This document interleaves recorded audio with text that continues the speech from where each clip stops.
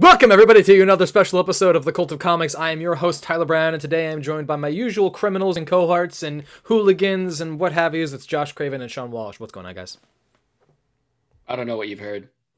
I've heard many of things. I know for one thing that you have secret social medias that you refuse to give to the world because reasons. Could it be something to do with the fact that you've been selling uranium to the Saudis again? No. So how you guys doing today? Yeah, just another like day, another day in lockdown. Yes, please just shrug your shoulders for the audio listeners right now. It's really good radio for all of us. Just sitting here, just shuffle. It feels like shuffle, Groundhog Day. This whole year's felt like Groundhog Day. Yep. Has it been a year yet? Yeah, almost. In the UK, it was March 21st, I think. I think it was around the same time for us. It was somewhere around St. Patrick's Day. Right before it. Yeah, something like that. I remember that. Well, so today is going to be a special episode where we're going to be covering some back issue logs, especially tied to and coming off of the hot tales of, or coattails, I should rather say, of Wandavision episode 8 that just came out today. Today is Friday, February 26th, and it is another muggy, awkward day in Washington for me. I'm sure it's a beautiful day in the UK for Sean. It has actually been sunny today. Oh, that's okay. Well, my sarcasm knows no bounds. Ty, you're the only one with sunlight right now. Sure. That's fair. Pitch black here. We're going to be covering the very interesting Brian Michael Bendis, David Finch story arc of issues 500 to 503 of Avengers. Plus Avengers finale. Disassembled. Plus the finale, of course. Yeah, it's the lead up to the new Avengers story arc. But mostly what it is it's the event that broke apart the Avengers and is the stereotypical. It's the clip show issue. Like it is the. In some series, you have like the clip show episode, which is where they ran out of the budget for the season, so they're just going to have the characters reminisce about memories from the show, and they will just show the scenes from the show. That is a thing that they do. That is absolutely a thing that was the finale issue. I'm gonna be honest with you. I just never read the finale issue. And was never bothered to do it. I just was like, I'm good. I don't need to. It was all right. It was decent. It was You're a Bendis fan. You're a Malik fan. You're a Mac fan. Yes, I am. It's got your favorite creators on it. Yeah, it does. Who's it got on it? Fucking Bendis, Malieve, Epting, Lee Weeks, Michael Gaydos, Derek Robertson. Yeah, I love all of those people. Yeah, Gary Frank. Ooh, I like Gary Frank. I do like Gary Frank. Jim Chung. Okay. Mike Avon Oming. Michael Avon Oming. He's a super nice dude. Super nice dude. So this is going to be... How did you not read that? Fucking hell, Tyler. There's a whole lot of breakdown right there. Everyone's doing their own 2 pages. I've already told you this before. This is like the story of my life. God hates me. My dad left me. No, I'm sorry. My dad beat me. Wait, do I say that he beat me or that he left me? He beat me, then he left me. There you go. Yeah, that's what it is. My mother stabbed me with cigarettes. Jesus. They weren't lit, but she just kind of... No, it's fine. She was just like, fuck you, man. And then just kind of, they broke off on me. It's fine. All right, speaking of trauma, you already found let's start talking about Avengers Disassembled. I thought you found a father figure in Bendis, so everything you read, you were just like... No, I do that... I don't know. In the bathroom stall at Walmart. Fuck you. You guys have Walmart over there? No. Are you too good for Walmart? We're too good for Walmart. It's a strictly American experience. Yeah.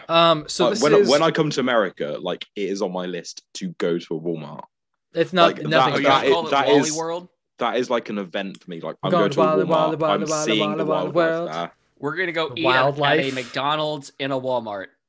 Listen, there's nothing sadder than seeing the poverty. The two most American things possible, other than a school shooting. You didn't know that? I mean, you go to a Subway and a Walmart too.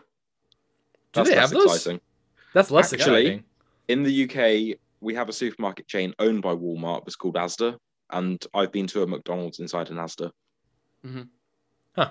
Okay. But it's just in the Midwest where you get the McDonald's and the Subways inside of the Walmart. Yeah.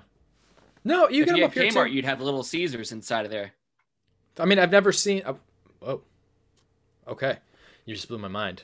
Listen, the thing that you actually need to go visit is the hybrid Pizza Hut and Taco Bell That's the experience you want to have. If you want to have a heart attack. Tacos and breadsticks. Oh my god. I've got a friend. I'm gonna go do that tonight. I've got a friend from Seattle who isn't Thai, and whenever he goes to another country, he tries McDonald's everywhere. Yeah. He gets, I bet it's a totally different experience. Yeah, he gets a same 6-nugget meal everywhere. Yeah, wherever I go, I try the coleslaw. Yeah. I mean, we're aware that like the food here is dramatically like worse than most other places in the world, correct? Yeah, I think he said the best so far is France, potentially. I'm not surprised. Le Big Mac. Royale with cheese, yeah. Yeah, but he gets like a 6-nugget meal everywhere. So you can compare it. Yeah. He said my wife like likes to France get the ribs. She can clean those bones, if you know what I mean. I hate you. Apparently France has some like laws on like all food has to be like locally sourced. Mm-hmm. Okay. So it's kind of like a kid in King Arthur's castle where he makes the Big Mac and then the girl just spits it out. Wow, you just gave me a throwback to my childhood. That was weird. Yeah. What that movie happened? came out, I think it's older than Sean. It was maybe Yes, like it is. 96. I think it was 93. That's older than me. That's a lot older than me. 93. Jesus, that's old. So this Anyway, episode Avengers. is about comic books. Welcome to our comic book podcast. 95. If you've never been on the Cult of Comics, 1995, okay.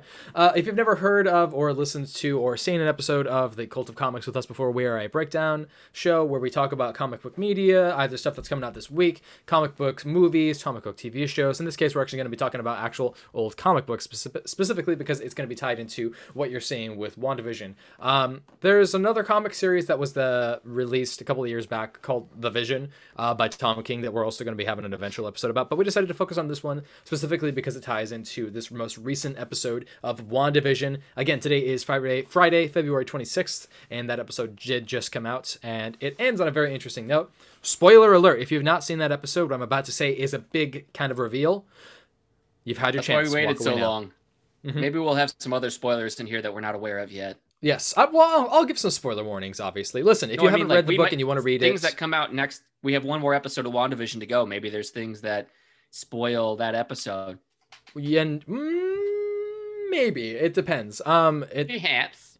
It just depends on if that one guy's theory was correct that there is going to be one more episode and that it's going to be like an hour long. It's a possibility. Well, I mean, we might know who the secret villain is from reading Avengers Disassembled. Maybe. Maybe. So, I guess we can just jump right into it. Spoilers have been broken, guys. Chaos magic is a thing. So, we're going to talk about this episode. We're going to talk about the comic book and how it opens up, which is... Who read it the most recently? Go. I read it like a month and a half ago. Okay, Josh. Yeah, so we started, the Avengers compound in downtown New York. Downton Abbey, go. Downton Abbey. And they're talking with the butler. Speaking and of just British discussing who is your, who is your secret villain crush? And then there's an emergency. Oh, you're talking about with Captain honest. Marvel and everybody? Yeah. Hawkeye says... Wait, is it Hawkeye that says Viper? Yes. Yes. Madam Hydra, Viper, whatever. That's the first. Well, one of the first lines. Yep. Viper, Madam Hydra. He's not wrong. Same person. He's not wrong. No. Yeah. Keep going. Yeah. So we've Tell me got Hawkeye. We've got Ant-Man, She-Hulk, the Wasp, and is that Captain Britain? Yes. Yes. Yes. And then we've got Jeeves the Butler. Jeeves. Ask Jeeves. Jeeves. Try that again. I don't know. Who's a famous butler in Jarvis. Marvel? Jarvis. AskJeeves.com shows up and he says, "Welcome to the mansion. We've been assigned to tell you that your car warranty is expiring." We've been trying to reach you about your extended car warranty. Have you guys seen that meme the last couple of days? Like a bottle washed up on the beach. It was like, I'm writing to you to ask you about your extended car warranty. Of course they are. Yeah. All right. So I don't know a lot about the Avengers, so I'm just going through this, and it's Jack Hart, who is dead, has come back to life somehow. his secret identity blew my mind. Like I wouldn't have put the two together. So his superhero name is Jack of Hearts, and his secret identity is Jack Hart. What? Oh my god, it all makes sense. You got to be kidding me. Oh my god. So he's on the page for all of 3 pages.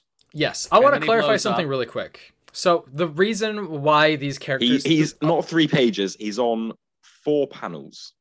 correct, and then he explodes, and then yeah. So if you haven't been reading Avengers up to that point, it probably doesn't make a whole lot of sense to you.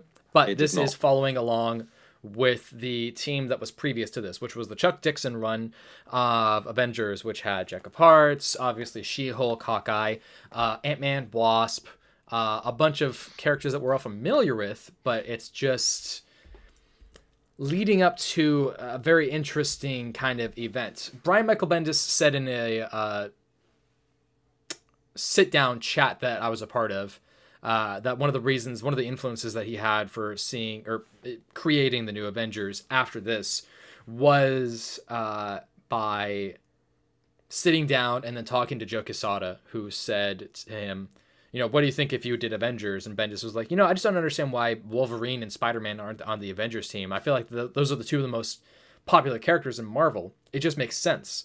And then Bendis, and I'm quoting Bendis here, he says he saw dollar signs go up and down through Joe Quesada's eyes, and that's how he was able to pitch it to him, which makes a lot of sense to me. This, however, is not any of that. This is leading up to that. Still same creative team. The sequence that I thought was interesting, because you're talking about it right now, with Jack of Hearts, his zombie kind of fucking form or whatever the hell it is, walking through the manor, walking right up to them, and then Avengers assemble. Ant-Man flies up, says, "Jack, it's me. What's going on?" And then, "I'm sorry, boom, bitch, get out the way." Mm-hmm. No sound effects at all. Just a giant explosion. I mean, it's Bendis, so I'm kind of surprised, honestly, more that there wasn't like conversation happening. Like, boom, you mean boom? Yes. There was an boom. explosion. An explosion. Yes, an explosion. Yes, an explosion. An explosion where? An explosion in the yard. In the yard? So the garden. Scott Lang is dead. Immediately. All right. There's bones just hanging out of the ground. Yep. Tiny little ant bones. Anyway, so that happened, and then we jump to Tony Stark speaking at the United Nations. Yes, and he just goes off on the Latveria representative. Like, he just starts sweating bullets and just starts yelling at this guy. He's about to blast him when everyone intervenes. Yeah, T'Challa comes to his defense. It's like, Tony, what the fuck are you doing? The esteemed delegate from Latveria got himself a front row seat and everything. The esteemed, how do you have the nerve to say quotes. Here? Esteemed. Yeah, I love it. I don't mind it. I like the fact that he's ripping him like that and calls him, what does he say? Ya rat fink? Yeah. You know what a rat fink is, Pelly? Obviously, this is to clarify. At this point, Iron Man is out as Tony Stark. He has been for some time now. He has been in remission and recovery, for drinking. Which, by the way, if you haven't read the Kurt Busiek run, one of the reasons that he and Carol Danvers, Miss Marvel at the time, now Captain Marvel, bond is because he helps her confront her alcoholism, which they both share in common. So here, he is acting out and being a fool. But well, it's not spoiling anything. It's fine. He just admits later on that he says, "I'm drunk. I don't understand what's going on." But he hasn't had anything to drink at this point. And Wanda is there, and we can't see her reaction because she's in the shit, covered in shadows. Mm-hmm. So they get the alarm to go help out at the mansion. We see Captain America shows up, SHIELD shows up, mm-hmm. and then we see, somebody's coming in a, they call that a Quinjet? Yeah, I think so. Quinjet, and it's Vision. He's flying it. Yep, which was always kind of, struck me as weird, but I mean, considering what happens following, I guess it doesn't make it's not that weird, but There's a lot. Let me just say this really quick. The biggest thing you're going to get from this first issue is, oh my god, oh my god, oh my god, why is this happening? Oh my god, all these different things are happening. That will bring me on to my big complaint at the end of when we get to the end of the story. Okay. Well, then I guess we can just continue with following off what Josh had said. Vision is flying that Quinjet, kind of plane-looking thing, crashes it into what is left of the Avengers mansion, even after the explosion, even after the big bomb of Jack of Hearts went off, crashes into a tree, and is immediately followed by Falcon and Wasp to go check on him. Cap stands out, and what do we see? We see Vision stepping out, and he says, "I bid you tidings." And that, what does he say? "I'm no longer in control." Yeah, he apologizes. He says, "I am sorry." The same way that Jack of Hearts says, "I'm so sorry." Yeah. And then we get to see this really big... Tony Stark is apologizing. Everybody's apologizing. Yeah. So I would just like to take this moment to point out Paul Bettany is the perfect Jarvis/Vision. When I read Vision in the comics, I can hear Paul Bettany's voice perfectly, every single line. He did such a good job of it. Yeah.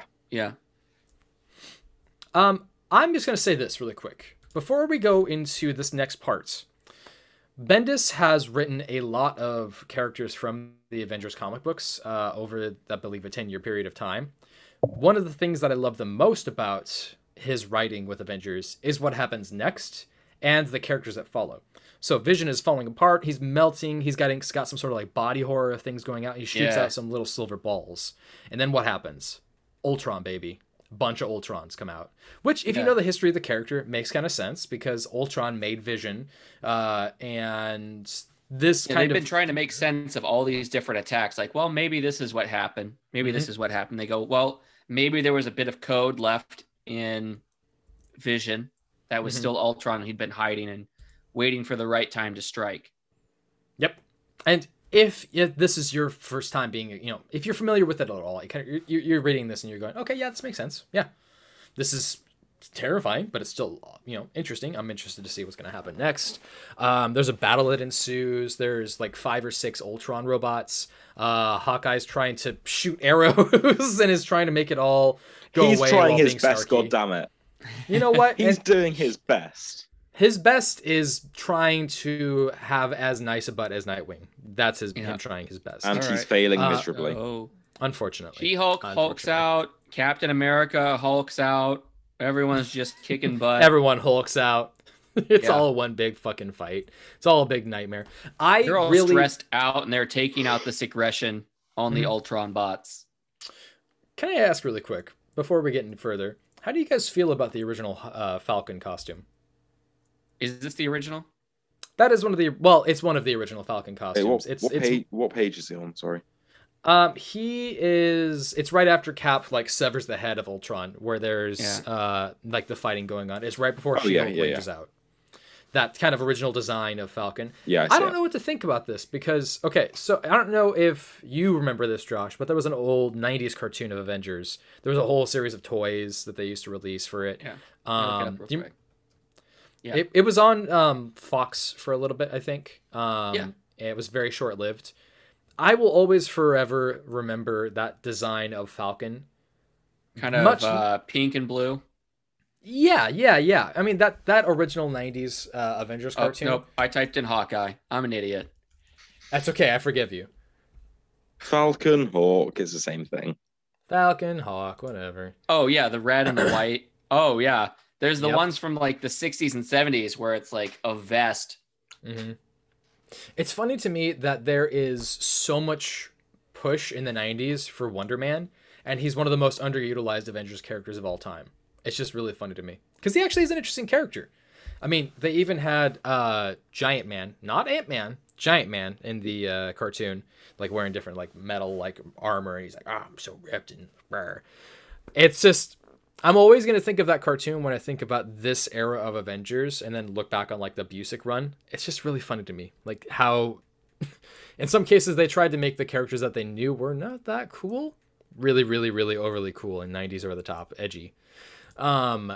This is the first time I think that we see She-Hulk rage out like this, right? Just going back to Falcon, have you guys seen the interview of Anthony Mackie where he's asked about his Falcon costume. And about how it fits, or No, he says how disappointed he is in it. He's like, Really? when you sign Why? up, he's like, when you sign up for a superhero movie, you expect to wear the spandex. God damn it. He's Oh, very yeah, down to that earth was, about his stuff. I appreciate it. Yeah, that was something I meant to comment on WandaVision, is that I never realized that Vision was wearing like shoulder pads. Like this whole thing was just a separate item. I thought that was all built into the suit. You'd have to go back and look at when he first sort of burst free of the pod in Age of Ultron, Yeah. because then he like builds like the cloak and sort of shoulder. Yeah, but I pads, still guess. thought that was like Yeah. all part of the suit, all connected. But he can lift that up just a bit. Like it's not. Yeah, it's that just was sitting weird. on him. Yeah, like obviously it's a show. It's nothing makes sense. It's all just a show. Yeah. Who cares? But at the same time, I kind of want it to make sense. Did you guys see the news about how Joss Whedon had originally wanted to put a penis on Vision, but then he saw the specs drawn out for it, and he's like, "This is a mistake. Never mind." Yeah.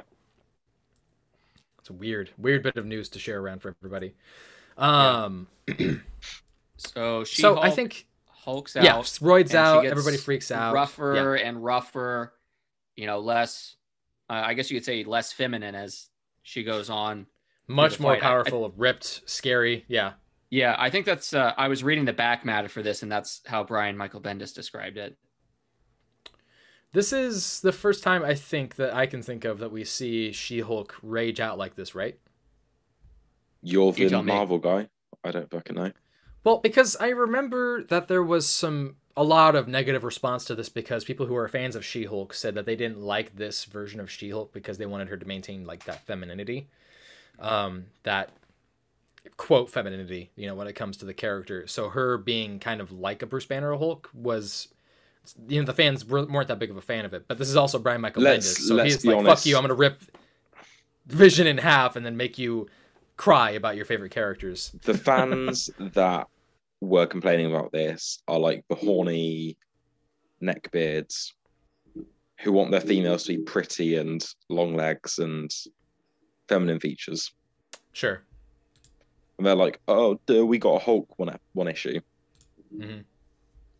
But you know what really ruins this for me is she tears Vision apart because she's so mad at him, and she yells "Nyarg!" And there's Yarg. two Y's, two A's, two R's, two G's, but then there's three H's. Yeah. That is Nyarg. psychopathic. Nyarg. Literally I don't- unreadable. That's not unreadable. Don't be ridiculous. Come on. It is. It's not unreadable. It's enjoyable. It's And a, then she it's goes a fucking, "Yarg!" I didn't it's mean a another fucking Yarg, but superhero one comic H. about a super roided out like green I chick who didn't has mean- Take one of radiation those H's from powers, the first ripping a Yarg dude in and put it half. on the second That was Yarg. made from the cybernetic remains of a giant synthesoid humanoid. Like, Yeah. come on. Yeah, but it's Bendis, so it's unreadable. I hate you. So this is I not give my credit first... where credit is due. I am not unreasonable. I know you are. I know. You're just ridiculous. We know you're unreasonable. And a big slut. This... Two things. The thing that I recognize about when Bendis hops onto something is that he, when he was doing this, wanted to really like shake things up and then say, well, if I'm going to do this, I'm going to start off being really over the top. And he's also got David Bendis Fincher came to on this. and was like, "Let's write a really bad story." Let's just rip everything in half. I'm going to blow up the Avengers mansion. I'm going to kill Vision and Scott Lang. And I'm going to get Tony drunk. And I'm going to make Jennifer Walters, She-Hulk, like lose her powers and then disappear randomly. Hawkeye's gone. Everything's ruined. It's literally Avengers Disassembled. And at the end of the comic, you're like, what do we even have left here? I am reasonable in the sense that I also recognize when something is amazing, perfect, when it's not. This is not the best David Finch has ever drawn something, Definitely but not. I still David really enjoyed Finch is a very mediocre artist. He's very hit or miss. When he has the time to devote to something and get it looking really good, works with really good inker and colorist, it can look really, really good. it. But on the other hand, when he doesn't work with a good colorist and artist, it can look really messy, a lot of same face syndrome. It can be. I mean, I think that it's difficult. I can't imagine what it must be like to be an artist in the industry and then have to do the same character over and over and be able to recreate that. Yeah. But I also recognize... Go ahead. His work on Wonder Woman and even his Justice League stuff in New 52 with Forever Evil, it was bad. I disagree. I actually think that Forever Evil was one of his better pieces of work. I thought his Tom King Batman stuff was some of his best. He was paired with Danny Mickey, Jordi Belair, and the creative team was firing on all cylinders. It looked I agree with incredible. That. I also recognize that Solomon Grundy face was the same one that we see with Jennifer Walters here. I totally see that. I also want to say that this Iron Man costume is coming out of the Warren Ellis Iron Man run, and I really still dig it, like, looking back on it. This is what I imagine when I think of comic book Iron Man. Yeah, I would say this one and probably 2010s era Iron Man for me as well. I think that is also one of my preferences of character designs. Yeah. The most recent one to come out, I actually really am a big fan of. Not the Christopher Cantwell stuff, the one right before that with Dan Slott. I actually like some of those character designs a lot. Boo. I like it. Boo. I didn't read a whole lot of the story, but I like the character designs. It's Valerio Schitti. And the covers are very good. I don't know about the content. Yeah. Anyway, back to Avengers. That I find hard to figure out is the stakes for some of this. Like, how strong specific heroes are during different runs. Like, Captain America's pretty strong. Sure. She-Hulk's gonna throw a truck right on him. Is that a really bad thing, or is he gonna die? I don't know. On Captain America? I mean, that's kind of a bit of debate, right? And Donny Cates has said before that, he wants to write his superhero stories. He doesn't want to make trading card. You remember in the 90s how they have, like, their character level rating and their power levels and stuff? Yeah. He said, I don't want to write stuff like that. That's not what I'm into this for. I know that people want to ask me, like, if Thor has this power. It's hard to tell what the stakes are. Is she just, mildly inconveniencing Captain America? Or is this, like, a really dangerous thing that she's doing? I can't tell, really. Yeah. It probably hurt and he had to walk it off. But well, let me put it this way. No lasting damage. We can recognize that Iron Man can punch Captain America in the face with a mechanized suit, and he'll still be able to get back up without a concussion somehow. So, maybe I try not to overthink some of these things. Like, yeah, I'm going to think about these things, but some of these things you kind of just have to overlook. I mean, Scott Lang fucking vaporized. Yeah. It's and how are you going to explain that? At the end of the day, it is a comic book.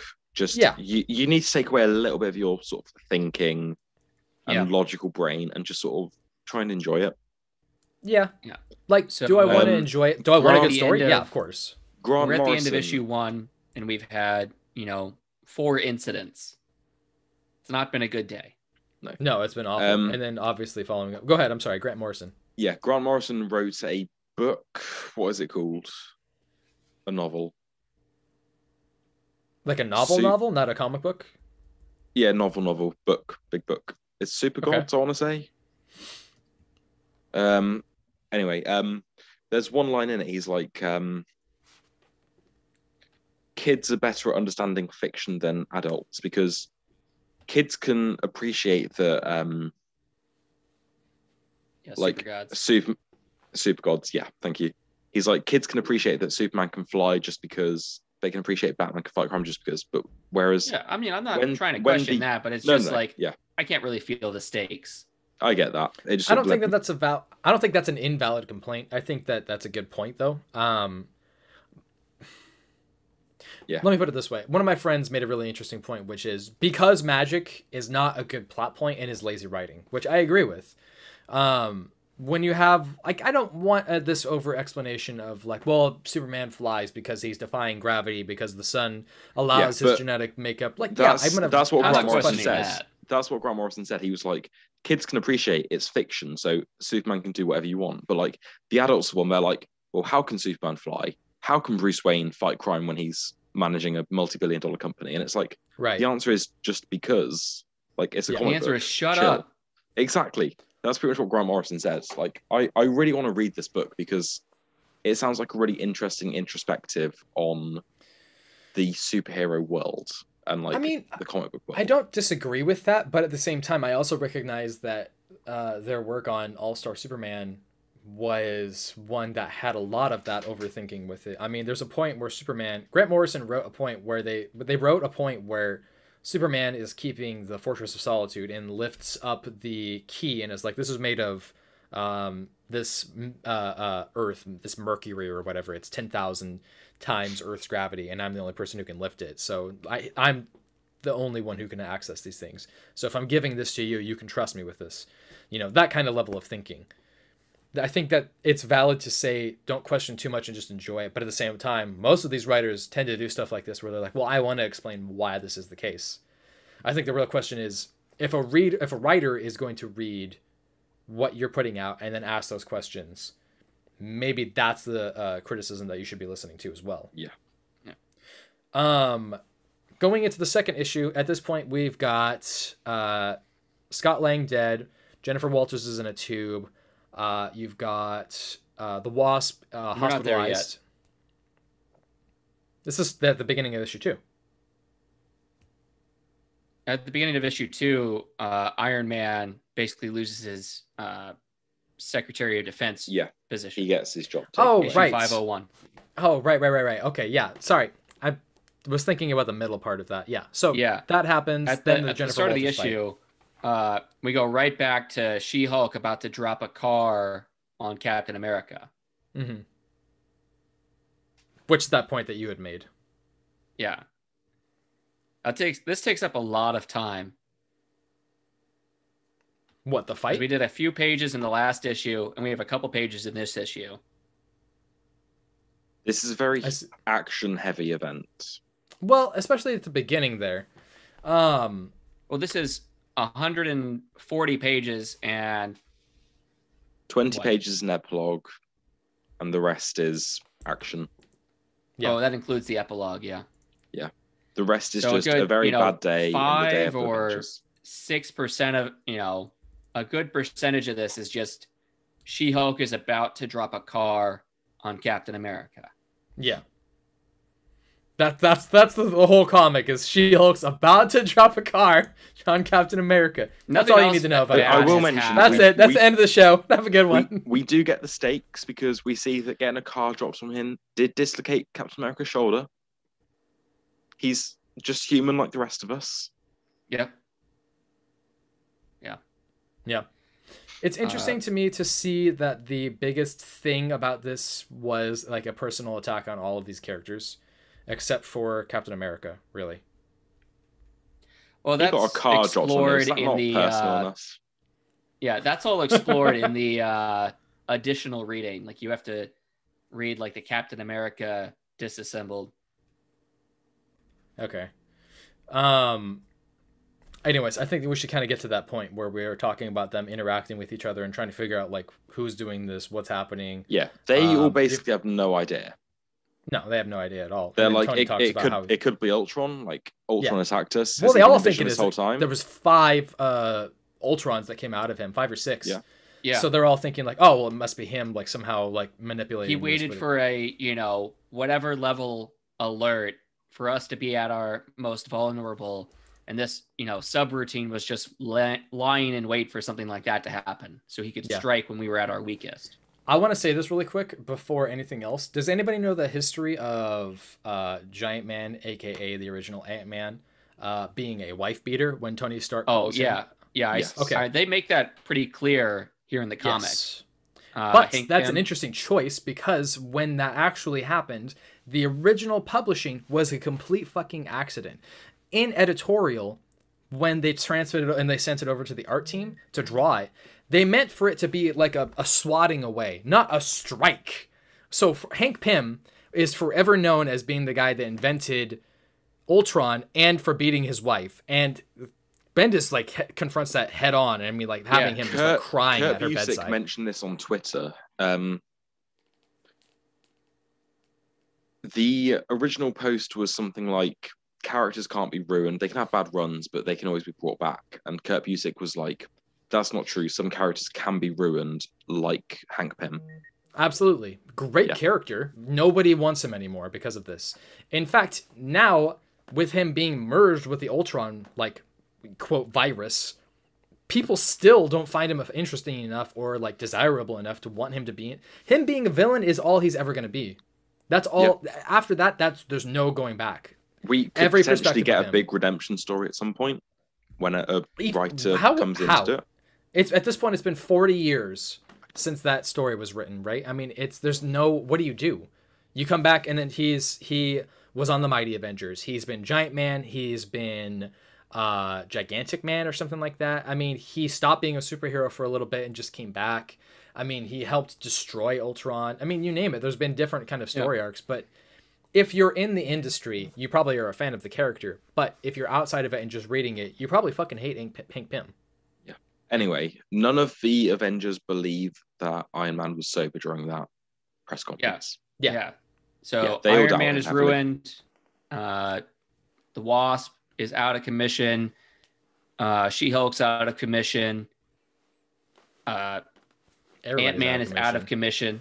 I mean, who do you have in the courtyard at this point? You've got Captain America, Hawkeye, Falcon, Iron Man, Giant Man, aka Hank Pym, and they're kind of talking to him about his alcoholism and saying like, we don't know if you're really, because how many times? But we still need your money. We still need your money. Like, you can shit all over Bendis's writing points and have a valid complaint about that, but what he has as far as substance for the conversation, I will always adore, because the emotion that comes across in these sequences are believable as far as human beings interacted with each other. To an extent, yeah. Yeah. I think if you have someone who is an addict telling you, oh no, even though I was drunk then, like, I swear I didn't drink. I may have felt like I was drunk, but I'm pretty sure I wasn't drunk because I didn't drink anything. It's completely understandable to call bullshit on them. And we would all do the same in that situation. Like, I'm going to read off a part right here where Hawkeye is saying, my dad was an alcoholic. I told you this. It's hard for me to hear you say these things without hearing the crap he used to say. And you're kind of wobbly now, man. I thought it was from all the drama, but Tony Stark interrupts and he says, well, that's just great. Hawkeye comes back again. He says, I'm not judging. I'm saying that this is something we have to deal with together. Tony says, I cannot tell you how happy I am that I spent over half of my personal fortune and financially supporting the Avengers so that support can come back to me like this. Yeah. I love that. Like, that's a believable sequence to me. And that's something that as if he spent half his fortune on the Avengers. The Avengers were a tax write-off for him. Well, I think that he's obviously speaking hyperbolically, but I think the important thing there is the substance that comes along with it. No, I agree. And then he just takes off. Yeah, no, he just dips out. I mean, screw you guys. I'm out of here. Going home.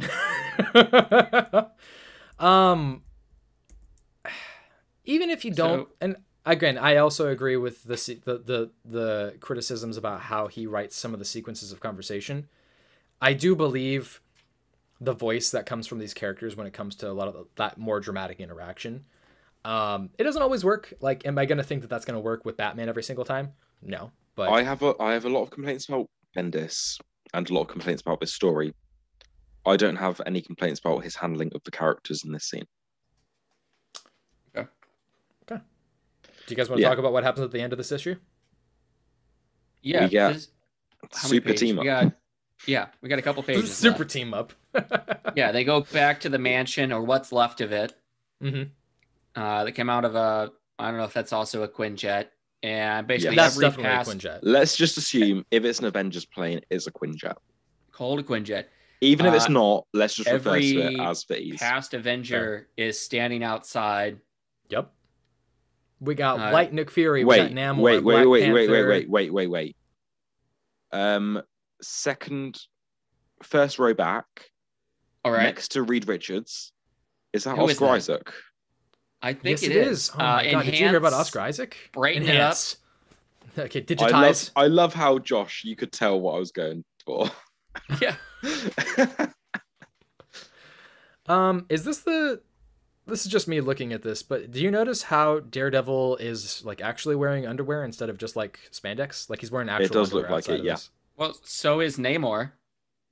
Well, that's his original costume design, and I have never had an issue with that original costume design. That's not even me saying that. I can't wait until we get this adapted on screen.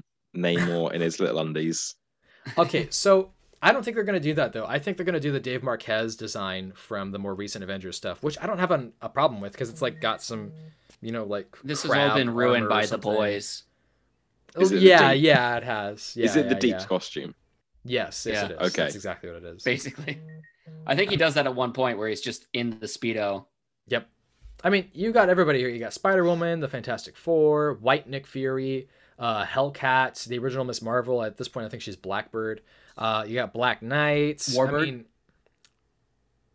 Blackbird or right. Warbird? No, you're right. It's Warbird. I don't think Blackbird was the right name for it. Spider-Man, Spider-Woman, Spider-Person. Who were Spider those TV? You're going to hate me. Don't say it.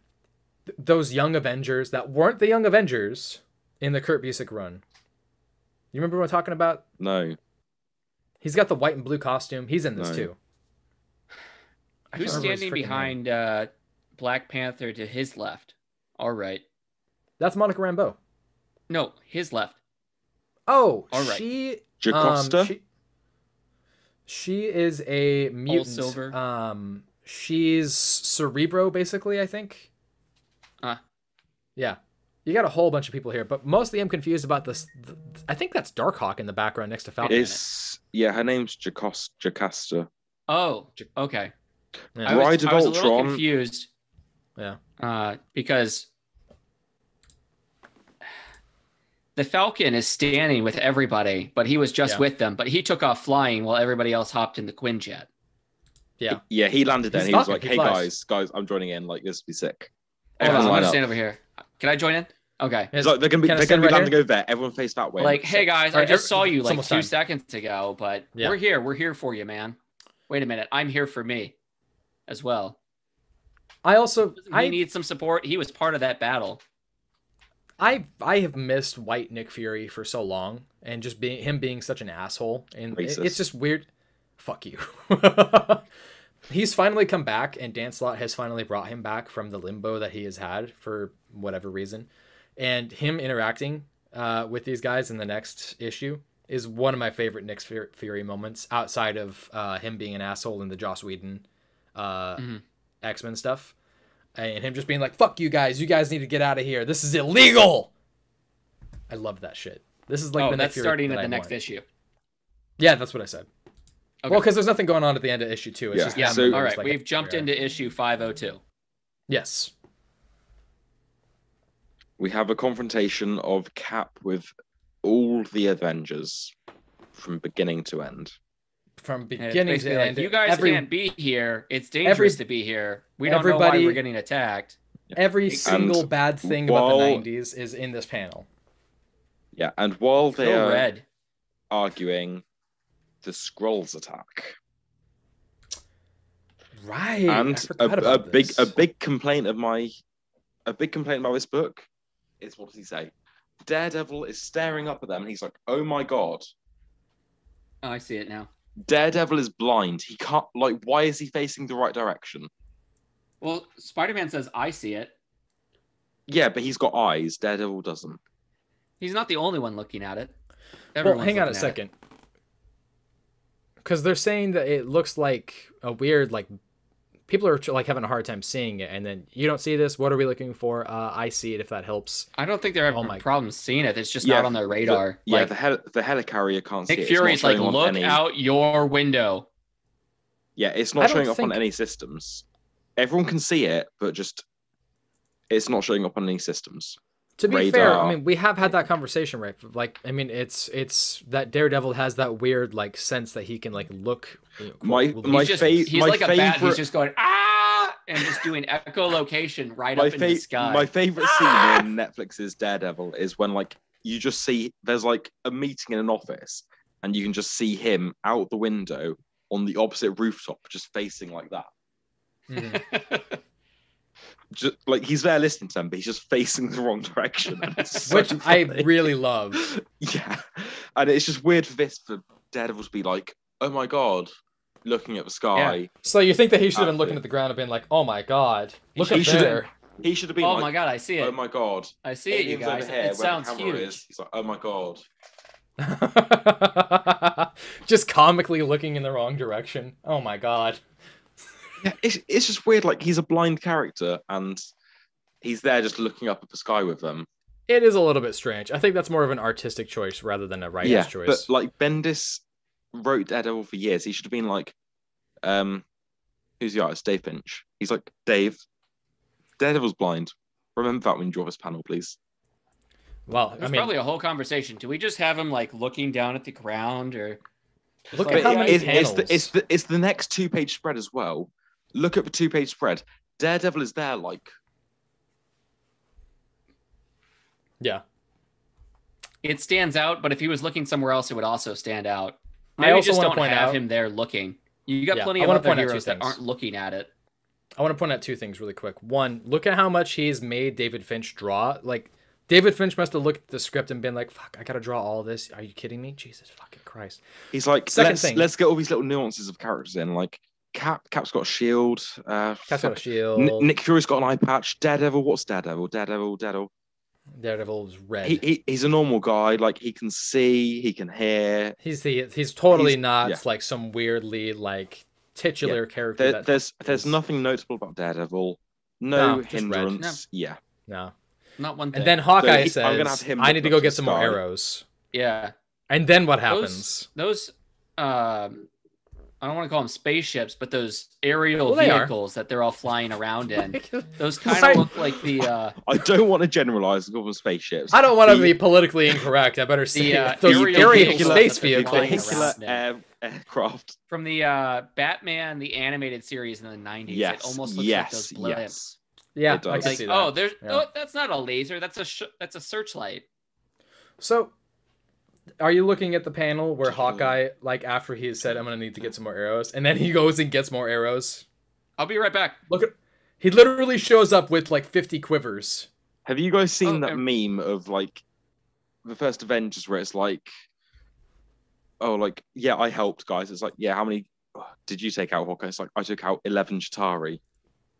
You're welcome. Yeah. Yeah. Oh yeah, the SNL sketch. Yeah. But wait, there's I'm out of there's arrows. Pietro right there. He's running around. He's just gonna avoid all the lasers. Yeah. Like, I'm not gonna deny that these first couple of issues are very much just like, okay, let's see how like ridiculous and grandiose we can make this, for the time being. You got multiple attacks, now you got the scrolls and this big invasion, and then conflict, and everyone's sitting there like, oh no, what do I do? Oh god. Some comedy, like Hawkeye's got 50 quivers and a million arrows. So the what? Not the 2-page spread, but the page where they actually start attacking. At the bottom of that page, Captain America's looking up at somebody. Who is that? At the 2-page spread? No, right after the 2-page spread, when the scrolls finally start attacking, firing lasers at everybody. Who is he looking at? Yeah, who? There's like a person. The guy with with like the cape blasting into Yeah. the smoke. yeah. Oh, Who's the- that's a really good question. I don't know who that is. It looks like Alan Scott from DC. I was thinking Yeah. that too, but that's not obviously Yeah. him. It's obviously not, yeah. Who's in the previous pages that it You could know be? what? I know who that is. That's the guy that I was talking about. Kurt Busiek brought him on for the 90s Avengers run. I can't remember what the name of that guy is. It's like Paladin or something. Okay. Yeah, No, it's not the he's Green not a really. Lantern. Yeah, there we go. Green Lantern. It's basically. Oh no! Wait, I see her. It's Quasar. Okay. Yeah, that's my bad. Anyway, the fight progresses. Characters There's a jump back lot and of forth. fighting. Yeah, it's fighting. And then Fighting. Hawkeye, basically he He's back.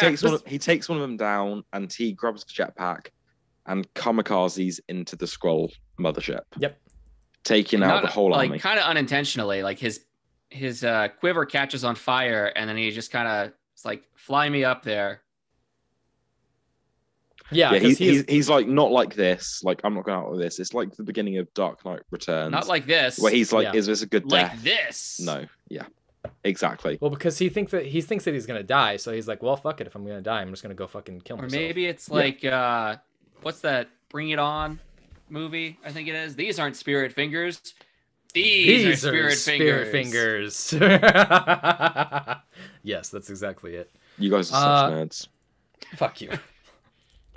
So we finally get to the end of the conflict, and go ahead. I was saying what you were saying. Well, we finally get to the end of the conflict. There's a helicarrier crash. There's some tension between Reed Richards and the Thing, and he's like, "Ben, don't." Then trying to get to the ship and figure out what's going on, and then we finally actually get the answers to all the questions that we've had here. But before we get to that point, let's review really quick. So Jack of Hearts' dead body comes and blows up the mansion, kills Scott Lang. The Avengers had a very, very bad day where everything could go wrong. Good, very bad day. Thank you. Hawkeye is dead. This is Avengers Disassembled. Yes. But Captain America yells Avengers Assemble as soon as the battle is over. Yes. Well, no, he does it when Hawkeye dies. It's like a rallying cry, right? Yeah. When it became the ground game, and then they all disappear, and that's it. Like Vision is the dead. battle is over as soon as he says Avengers Assemble. Like 2 panels later. The next panel, it's gone. That's it. She-Hulk is incapacitated. Wasp is incapacitated. Am I missing anybody? Who else is dead? Did you say Ant-Man? Is incapacitated. Yeah. Wasp is incapacitated. Scott Lang is dead. Ant-Man is gone. dead. Giant Man is still around. Much of this is going to get retconned in the future. Oh, all of it does. Of course it does. It's comic books. Who cares? Yeah. Let's just get to the big reveal. Like the Avengers have had a very, very bad day, and shenanigans have gone on. Yeah. Tell us about what happens next. Finally, we get to the big reveal, which is a very strange blue Vision steps down in front of everybody and says, "I'm here." But I thought that by now, I love that you just said Doctor Strange was a very strange Vision. Mm-hmm. A very like blue kind of facade appears out of nowhere. A very spirit. He's an astral projection. Think Luke Skywalker at the end of episode 8. Yes, Force Ghost. Spoilers. A Force Ghost comes down. It's a terrible movie. Don't bother. And he steps down and he says, "But I thought by now you would understand the true nature of these attacks. The magics are being used."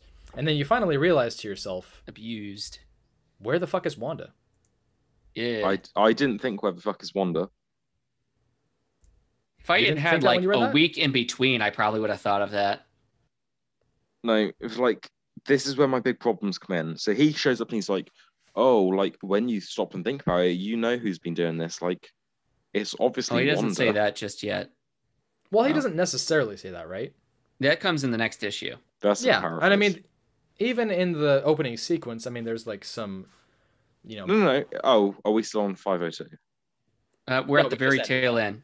Okay, the tail end of 502 is Doctor Strange appearing. Yeah, I moved on and then to Captain America already. says, "Oh no." Yeah. Well, yeah. Issue 503, we get a. Okay, Doctor Strange shows up and says the magics are being abused, and cut to 502. Yes. 503. 503. Yes.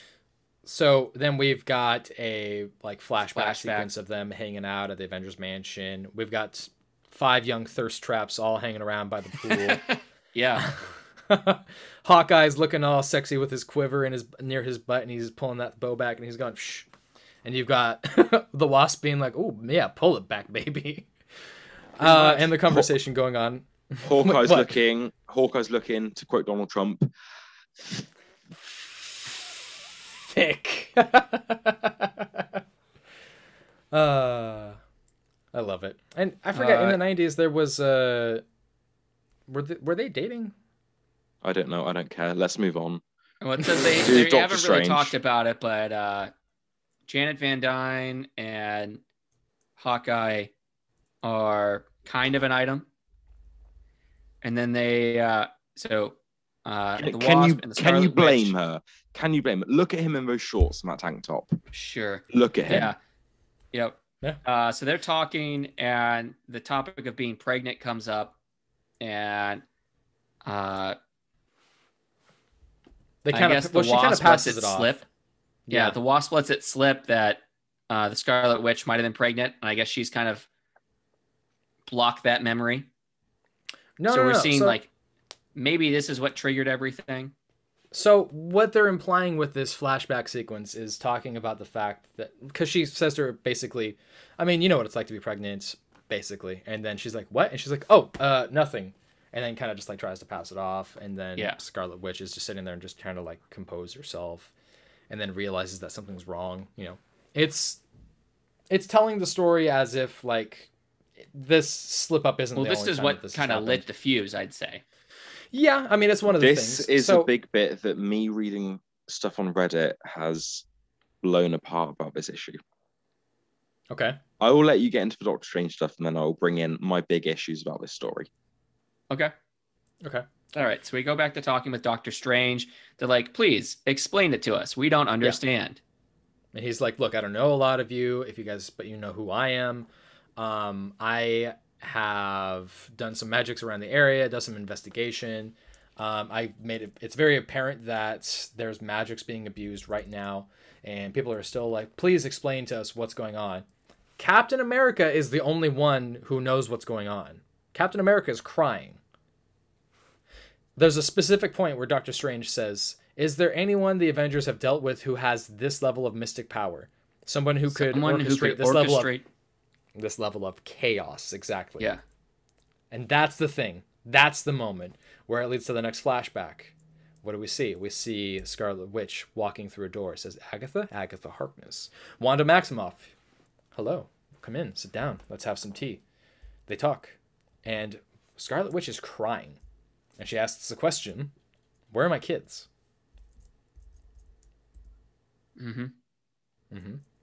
Tension, fighting, crying, slaps the hand away, go back to the now, and it's still everybody on the Avengers teams realizing realizing. Yep. Everyone just goes, huh? Yep. Everybody's freaking out, and then of course Spider-Man's got to get that quip in and make a joke about her marrying a robot. So, yeah. Some people know things, some people don't know things. Yeah. Everything is getting put out in the open. Yeah. Your problem with what?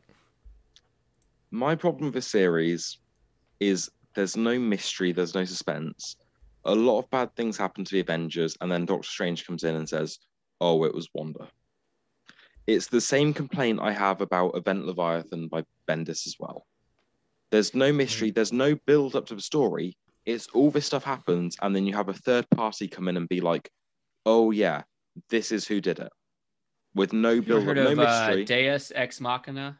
That's exactly what it is. That's not what it is. Deus Ex Machina is Event Leviathan was before Event Leviathan. Well, he Bendis comes in promised, and he solves the mystery.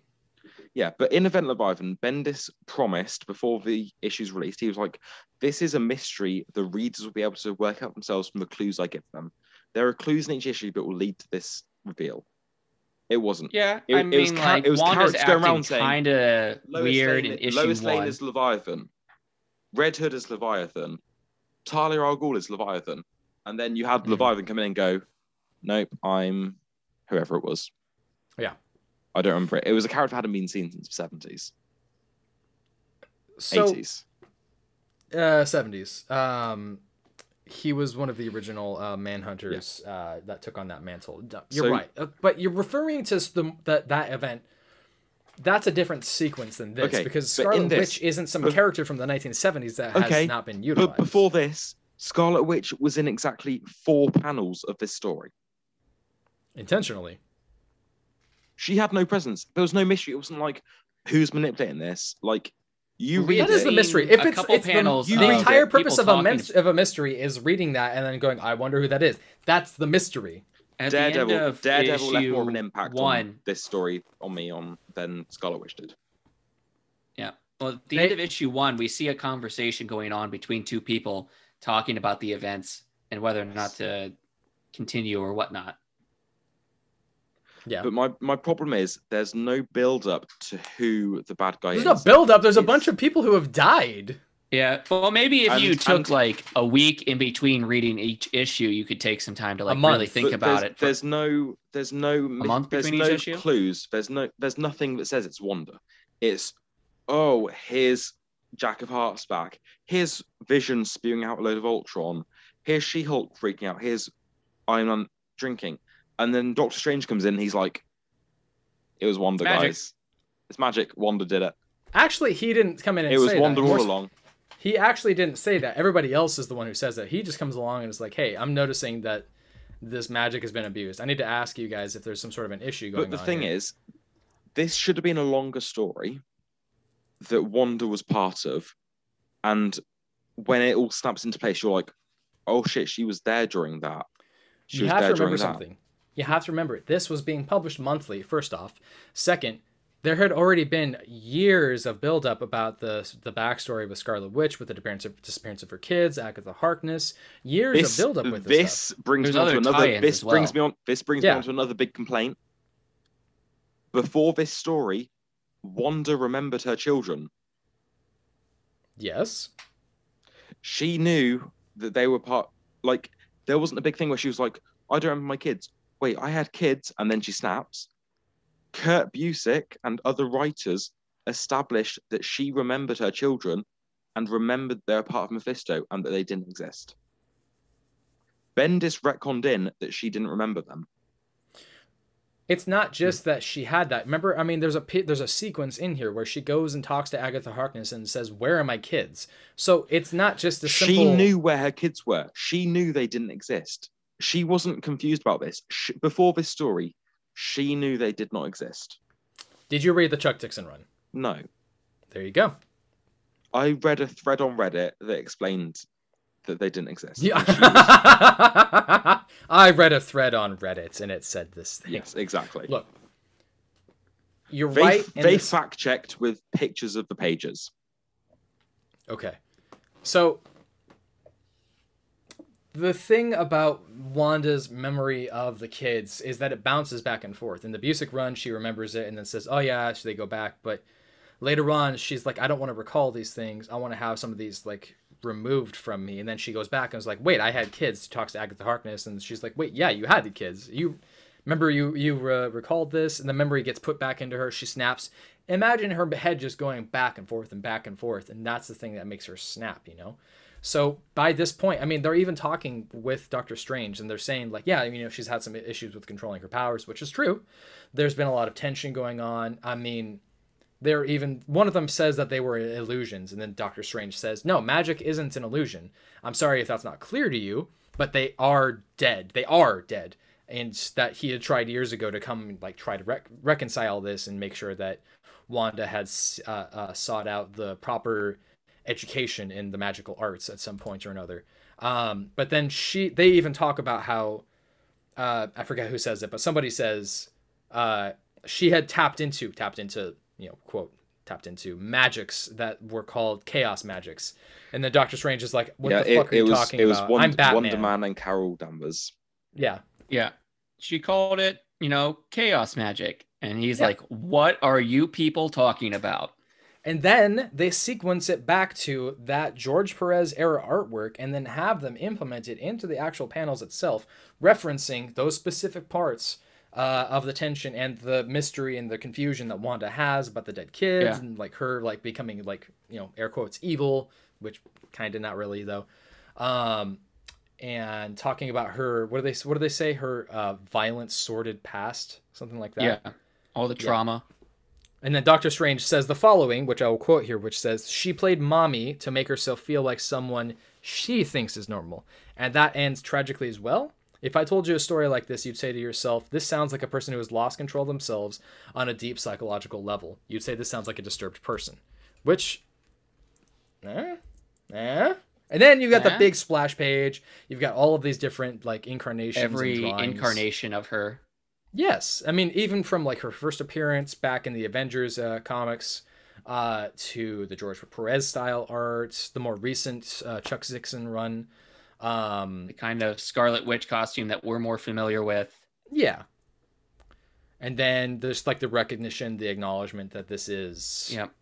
And also in there, Doctor Strange acknowledges that, you know, this wasn't some trick that she pulled. All of this is real. Everyone that died is dead. There's no undoing what happened.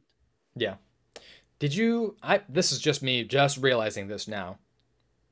The sequence where she goes and sits down and has dinner at the table is all gray. Yes. I'm only just now realizing this and like thinking about the show right now. With some reds, yeah. Yeah. Little pops here and there.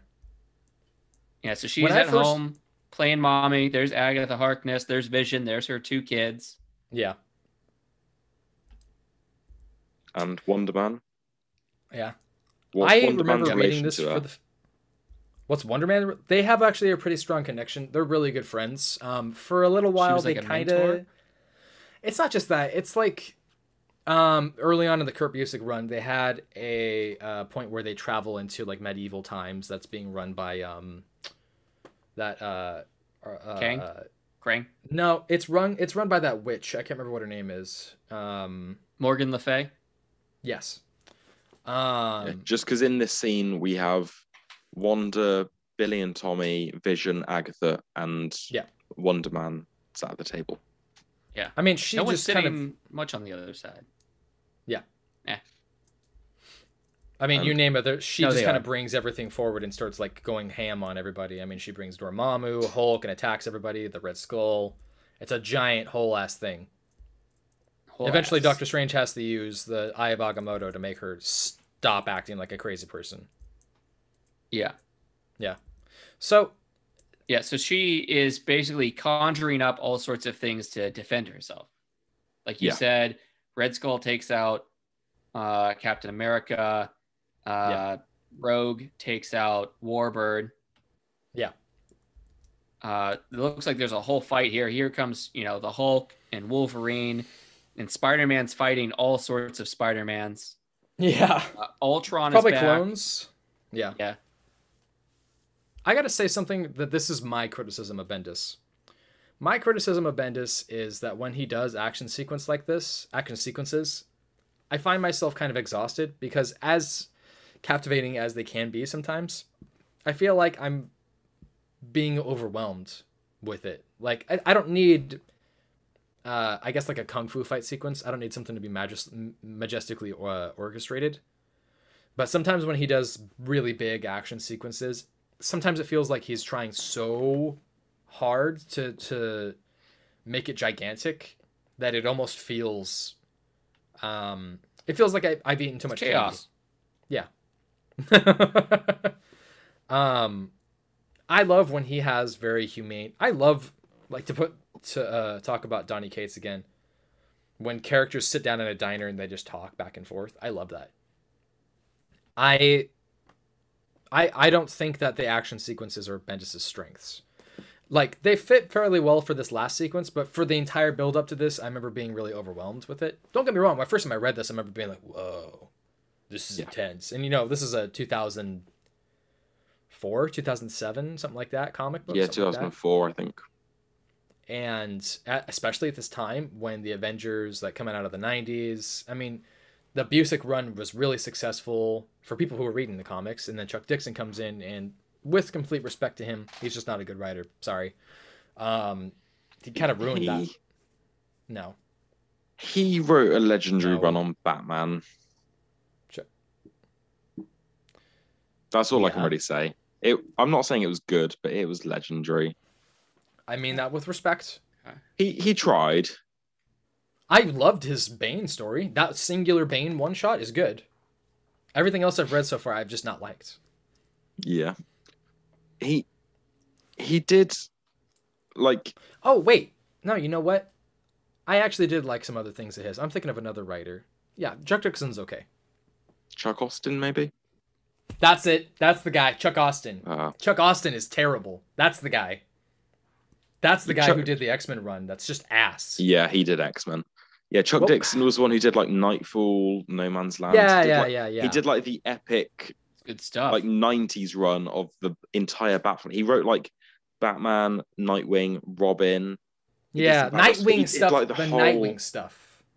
Oh my god, I'm stupid. Yeah, Chuck Austin is the one that's bad. Anyways, yeah, no, I just don't feel like most of the time when Bendis does really big action sequences, it doesn't feel like it plays to his strengths. I will say that the introduction to the big surprise at the end of this was nice. I like the big splash pages. I like what happens with that, but I feel like this was a lead up to the stuff that I actually wanted to read. Avengers Disassembled is a comic story that I felt like is the flavor tasting you get before you actually get the full meal, which is the new Avengers to me, which is the stuff that I love. I mean, wasn't this his way of getting to where he wanted? This was him cleansing the reset the status quo. Yeah, it was a palate cleanser. Like, this got him so he could restart the Avengers with Spider-Man, with Wolverine. Yeah. With this team he wanted. Yeah. Nothing really happens with Captain Britain. No, she's just sort of there. Yeah. Well, I mean, she's there, but it's very clear that he's like, I don't really care about this character being on this team. And I don't even remember what iteration of Captain Britain this is. Who cares? That's kind of like where I can catch the name at the start. Yeah. But yeah, but you had mentioned. Did we mention Magneto coming back? Sorry. That's what actually we was were going to lead up to. There. We were right at Doctor Strange using the Eye of Agamotto to basically blast her mind away. Yeah, he basically shoryukened her and then just like made her knock out. And then this is my absolute favorite portrayal of Magneto. This very simple Grant Morrison style New X-Men ensemble. This is my favorite depiction of Magneto. Very simple. Got the helmet. What else do you need? You know, I know that there's a lot of people who are a big fan of the Jim Lee style flowing art. drapes. Yeah. There is a really badass scene in House of M that I'm looking forward to talking to when we get there. Like, it's a really powerful. I don't know how to explain it. I'll save it until we get there. Yeah, you know the one I mean. Yeah. The thing that I thought was interesting about this is the little ending tidbit where it just is like, and they all just disperse, because what the fuck else are you supposed to do at that point? I guess the Avengers that's it. Are ruined. Well, see ya. I'm out. And then they get the flashback to the very first appearance of Scarlet Witch and Quicksilver. And that's it. That's the end of Avengers Disassembled, which leads into the finale, you know, which I never read. Oh, okay. Because I'm a piece of shit. Yeah. It's basically just the Avengers gathering round talking about their favorite Avengers moment. Yeah, they're in like the sort of burnt out Avengers mansion. Everyone's pretty much back. The Wasp is recovered. Jennifer her and Walters is in like her human form versus her She-Hulk form. Yeah. You know, Captain Britain's there. The only people we're missing are the ones that have died. Yeah, and Pietro comes back and he's like, that wasn't me at the big fight versus, you know, the Kree, the Skrulls. Yeah. So, this is too much. I'm just going to go. Sorry, guys. There is one thing I will say. For flavor, if you're a big fan of like a celebration of art, like these finale pages that Bendis, you know, gets everybody together for, I always love, just because of David Mack or, you know, artists like him stepping into this. Like that image you sent to the chat for the thumbnail that you were going to use, but I don't think we ended up using. Love it. The David have Mack loved one. it. Yeah. Yes. With Wanda and Vision. Yeah. That is gorgeous. I can't tell if David Mack is my absolute favorite artist of all time, but I always think this is my favorite thing I've ever seen. Whenever I see him. He's one of the best when he's doing painting. When he does actual comic book, more generic house style art, it's not very good. But when he does these painted, beautiful murals, it is flawless. So I'm taking a art and visual dialogues course right now, and I've never wanted to take an art course because it feels really pretentious to me. But one of the things I'm actually really... You're right.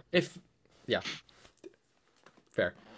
One of the things that I've come to really enjoy learning about art is it's not just about like how well the lines are drawn. It's about how well it translates to you, which I think is fair. I mean, I wouldn't say that the body proportions of Eric Larson or Michael Avon Oeming are something that I could always say are spectacular, but I recognize that it's translating to me. I don't know about Larson, but with Oeming, it's a stylized artwork he's dealing with. He's very over-exaggerated proportions. It's not a typical house style art that you're expecting to be normal like body structures, normal Mhm. like shapes. I mean, I would say the same thing about David Mack's style whenever he's doing really simple stuff. Like, it's not about it being the perfect drawing. It's about him trying to translate to you the mood as well as how these characters are going to like you're going to see what I mean when you read cover. The interactions between a lot of the characters when it's Oh got no, that more... I'm not dissing cover. It's more the only sort of generic comic book art I've seen from him was when in his first run of Daredevil with Bendis before Bendis took over properly. It's some Oh, that very stuff. Yeah. yeah, you know what I mean. Yeah, I feel like that was some of his earlier stuff that I had seen and I remember Yeah. just being like really put off. Yeah, But when exactly. he does It's not good. It's not good. Well, when he does the really over the top, like, let me just go full ham on this, you know, it's how does somebody attain that level of skill?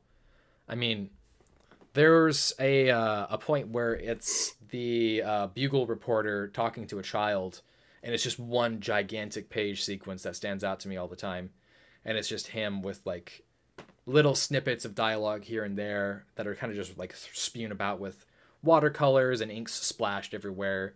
I mean, that's the stuff that I've come to fall in love with when it comes to David Mack's artwork.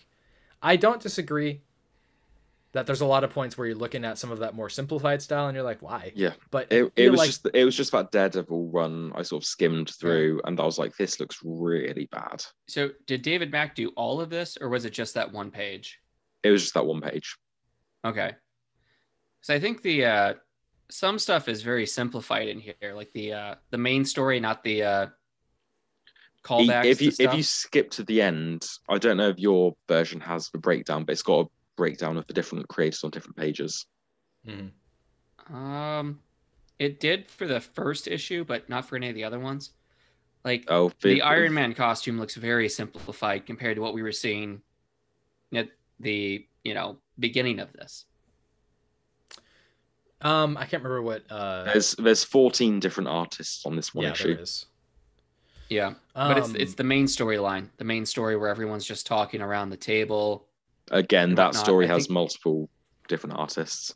Yeah, it's got Gatos, Mac. Yeah. Okay. Yeah, I guess it's a little different. I'm looking at the page where they're like walking up the stairs to go see everybody that's come to pay vigil. Yeah. Give me pay one second. Respects. I don't have a page number. That's okay. No, that's fine. Give me a second and I'll find it. It was George Perez. Yeah. Which kind of makes sense because if you've seen George 127 on the total. Yeah. On the actual page itself. I'm looking at the page view in Comixology. Yeah, it's George Perez. Like he does the last 5 pages.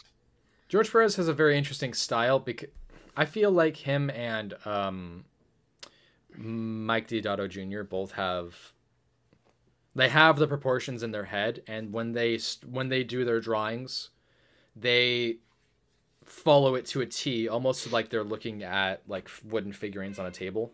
Not a complaint necessarily, but I definitely think that I see that a little. Yeah, Mike Deodato is definitely more traced. I'd say. I don't want to say traced. It's a dirty word in the art industry, but it's much more. You can tell he's referencing a lot of images when he does his artwork. Okay. My dog decided to join me. Have a dog. Cool. Oh, hello. Hello. Hey, Sparky. Hi. Agatha just bursts in and kills it. Bursts out of the dog. Yeah, so we had the reveal that Erica was Agatha all along. Yeah. We had the reveal at the previous issue that Agatha had been dead the whole time. I'm not sure. Yeah. Much of a reveal that was. Well, I'm still her confused whole house about had been that cleared out, today. and she'd been dead for a while. It was very much a Psycho moment. From Alfred Hitchcock. Yeah. I still don't really understand it because I don't know if it's necessary.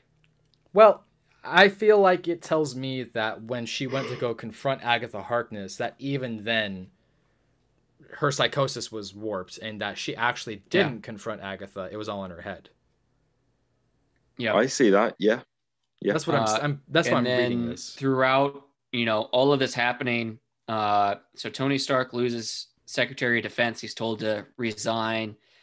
The Avengers were going up for like a big contract or partnership with the UN, and they basically have that taken away because they're too dangerous. Mm-hmm. Every Avenger is too dangerous. The teams are too dangerous. Well, if it was me, if I was on the outside looking at what had just happened and I just watched like 5 team members die, and all because of one Avengers team member, I would definitely probably feel the same way. Yeah. And now at the ruins of the Avengers mansion that they've gathered at, there is a vigil going on outside.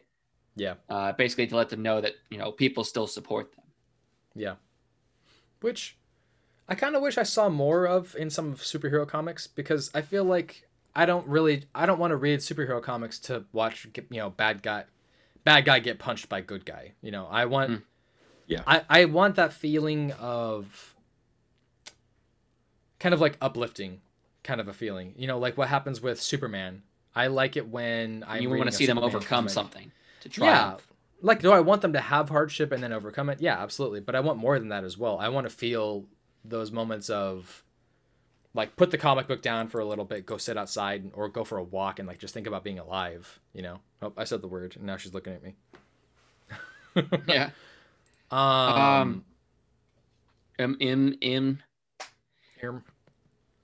So I didn't read any of the tie-ins. I haven't had time for that. For Avengers Disassembled, don't bother. Yeah. But there's from what so much I've stuff heard, going on in them that apparently changes the entire story. What do you mean? Like, apparently Doctor Doom was manipulating Wanda into doing all of this. Oh, that whole thing. I don't know about that, but I've heard that before too. I just keep seeing, like, if I'm looking at the Wikipedia page, I just keep seeing references to Doom telling Wanda to do this, Doom's plan to destroy the team. Yeah. So, like, he's the person that she is talking to at the end of the first issue. That's one of those things I think that was discussed in some one of the other comics at the time, but I can't remember what it was. But it ends up not being like a part. I feel like that's a communication issue with editorial more than anything, because it never gets mentioned again. Like, there's a point where Wanda goes to Latveria later on, but that's like it.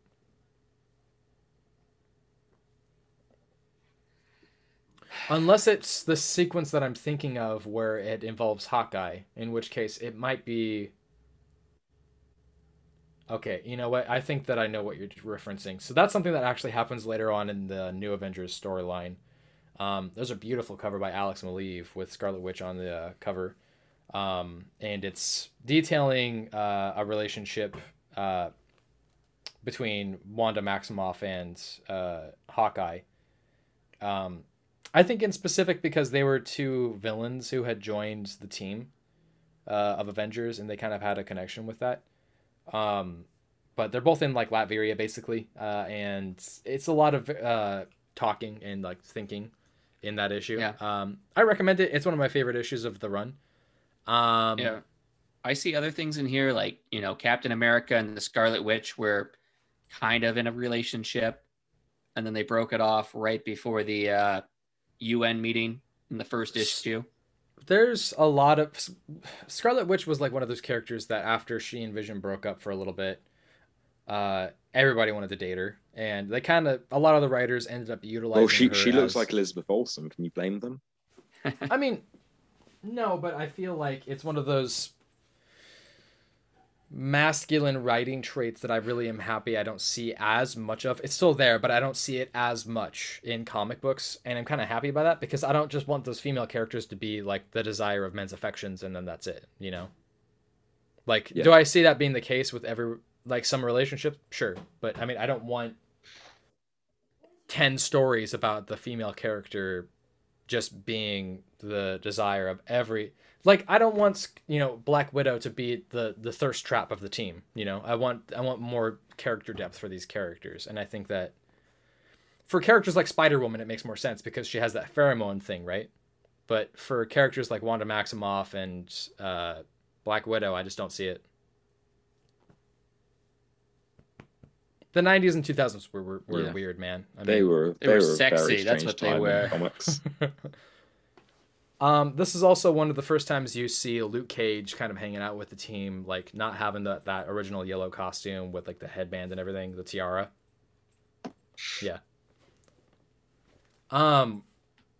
Question: what was your first exposure to the Avengers? Probably some cartoons when I was a kid, but my real sort of love for them came from Iron Man 1. I think Like I watched a lot of like the animated series when I was a kid, and then the MCU is a thing that really bloomed it and was like, look at this internet, look how beautiful this interconnected world is. Like all these characters know each other and they interact, and like it's alive. It's alive. It's alive. Yeah. I mainly focused on DC, but somehow I knew enough. Yeah, same. Not enough, because I didn't know that, this many people had been part of the Avengers.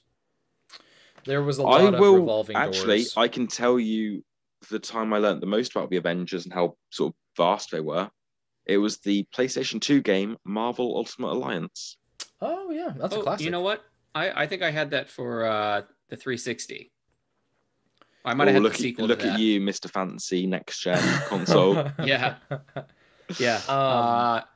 I think maybe if I feel like I only knew like the most popular members of the Avengers. So Captain America, Iron Man. Captain America, Iron Man, Wolverine, Spider-Man. Yeah, so later on during the new Avengers stuff. So for me, my first exposure was the 90s cartoon that I'd mentioned previously. I'd always known Hawkeye to be one of the main members of the team. And I think I remember it was a Wrecking Crew issue that I had first bought. That was one of my earliest exposures to them in the comics. I just remember this panel sticking out in my head, and it's the yellow and green suit member of the Wrecking Crew throwing his ball and chain around. And he's like, I got this thing right here, and I'm going to blow everybody up. And one of the other crew members is like, what, we have a bomb? And then that first guy is like, you idiot, I'm trying to distract them. And I'm just thinking like, man, these guys are idiots. I love this. And they've always been that way. They will always forever be those characters, hilariously. That was right around the same time as Grant Morrison's like Justice League 2. I remember purchasing that really early on. Yeah.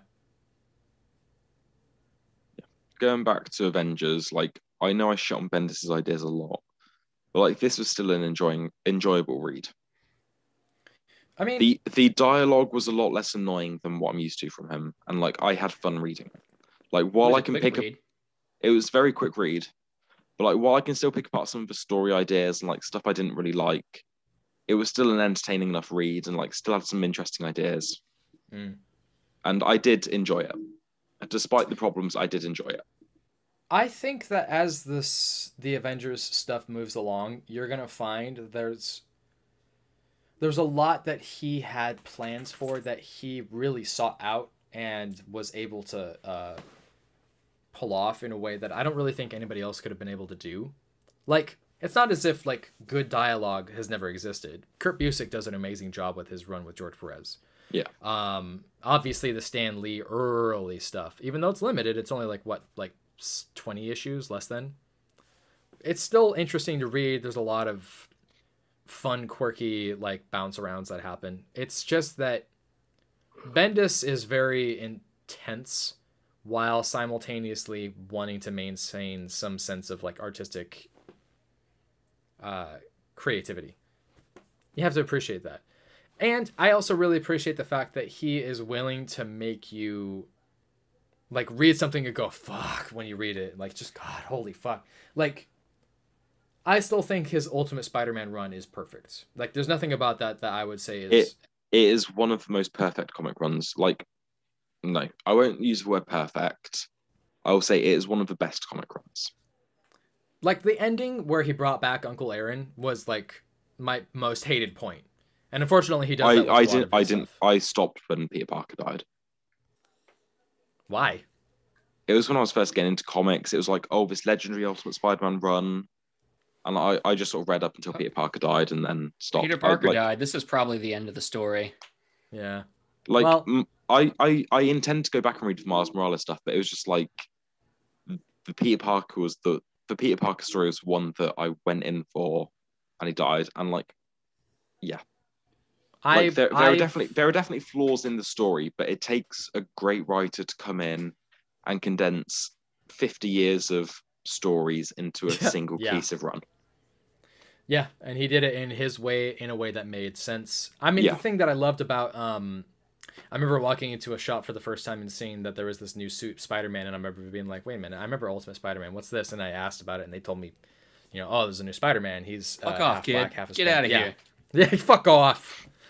And I remember being like, well, I need to get this. This feels important, and I was right. And I remember hunting down those back issues, but still being so satisfied when I got them. You would think that it would just stop being good at that point. It doesn't. It just continues to be good. I highly recommend the Miles Morales stuff. He is my favorite Spider-Man. I'll get around to it at some point, I'm sure. Yeah. It's on the ever-growing list. Understandable. Is there any questions or comments that you guys wanted to add to Avengers Disassembled? I think I'm good. Okay, I'm going to throw this out there then. With the most recent episode of WandaVision, the spoilers, by the way, if you haven't seen it, turn it off now. You should have turned it off hours ago. Hours ago. Agatha Harkness is saying, you have chaos magic, you're the Scarlet Witch. That's not really a normal thing that happens in the comics, but with this and this prophecy book, will be fulfilled. With this comic, with this storyline, Avengers Disassembled, Doctor Strange says that's not a thing. Chaos magic is not a thing. So when this happened on this episode, I remember thinking, why? Like, that's not really a thing. That's like, if they want to make chaos magic a real thing, cool, whatever. I don't really care. It's a show. It's not really that influenced by the comics. I would say that there's little details to but it. It is still weird. Like, one of the series that this show is adapting comes in and be like, oh, Wanda, you have chaos magic, despite the comic series that inspired it being like, chaos magic is not real. Like, it is not real. Wanda is fucking shit up with her abilities. It is not real. It is not real. Exactly. I cannot believe this. It is not real. I mean, the only thing that I can think of that would be like the ultimate twist is that even Agatha Harkness is not even real, and that this is all inside of Wanda's head. It's got layers. Thing. It's like an onion. It's like an ogre. Christopher Nolan directed the last episode. It was a dream inside of a little boy. Like, it's actually going to pan out, and childhood Wanda's going to be watching WandaVision. Oh. Yeah. She's just going to have the straitjacket on. If that's how it ends, I'm going to check myself into a psychic ward, and I'm going to be the one in a straitjacket. I'm going to be like, what's real? What's real? Can I just have some straightforward action?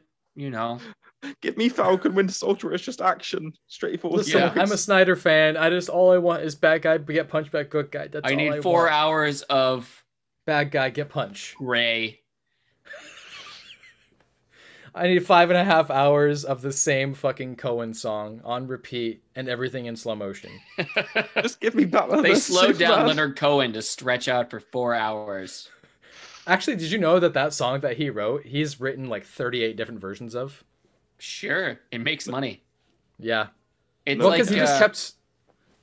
No one cares. It's going to be like Inception, where they just slow the music down. The longer they go on, every level they go deeper. Yeah. Music gets slower and slower. Well, if you guys don't have any other questions or comments about this, I mean, my recommendation at this point is if you haven't read Avengers Disassembled, go read it. It's a really good lead up to a really great run of comics, New Avengers. It introduces Luke Cage, Wolverine, Spider-Man onto the team of the Avengers, and the crazy hijinks that ensues on it. The shenanigans. It is one of the shenanigans. Shenanigans. It's one of my favorite runs on Avengers. What's shenanigans? I also really love the character interactions that happens with it. It also leads up to some of the pivotal moments that we recognize with some of these characters. I cannot strain it enough. If not for the fact that it has those team members on it, read it for the fact that the Dark Avengers ends up coming along, and that is one of the cooler things to happen to the comics. I'm going to cut it off here and say thank you for watching our 7.5 hour long video on Avengers Disassembled. It must be like 4 a.m. for Sean over there now. Just before 2. Okay, so not terrible. And for Josh, he has a family, so he needs to go. It is 5, almost 6 for me right now, so that means that... he's got a ton of energy left. He's going to be awake for hours. His day's barely just begun. It's time to do some jumping jacks. 1, 2, 3. That's the Cult of Comics. That's our show. Thank you very much for watching. Thank you for listening. If you like or see and are if you like what you see and or hear, please give us a like, give us a share, give us a follow, but most importantly, give us $1. You can find us on Patreon for Cult of Comics podcast. For that first dollar level higher Patreon support, we will be giving you a shout out on the show. $5 or higher level gets you a personal allowance from me. I'll be donating money to whatever fund you want, and I will have you call me daddy. I'll come to your home, wear rubber gloves in the night, and then just kind of give you a nice smack on the face. $10 a level higher, you can come on the show. We'll insult your mother, insult your uncle. If you don't have either of those, we'll make fun of you for that. If you are watching this on YouTube, give us a like. Give us a subscribe button. Find the bell on one of these parts. It's one of the corners over here, somewhere over there. And most importantly, share us around. Make sure you're actually giving us that interaction as well. Give us a comment. You're going to find us on Spotify, Breaker, Stitcher, Google Podcasts, Apple Podcasts, all the podcast places. If you like what you hear, give us a comment. Maybe come give us something to talk about. We would love to hear back from you. Our show is called The Cult of Comics once again. All hail. You can find me on social media at TCH Brown for Twitter. Sean? You can find me on Twitter at SeanWalsh747. And Josh? I'm somewhere. Oh, he's a government agent. Oh, I probably shouldn't say that. Listen, he works in a nuclear missile silo. Everything that he does is secret. You have to keep it secret, keep it safe. We can trust you guys, though. We trust you. We can trust you, the viewers, all 5 viewers of the show. Is this all true? My name is Josh. So he says. It could be. Thanks you again. And thank you for the supporting NSA us. are currently freaking out running around. They're like, who do we know that's Josh that's in missile? Oh, it's happening. Fuck. It's happening. Thank you very much. They know. Thank you for supporting us. Have an awesome rest of your night and stay safe and stay sane out there. All hail.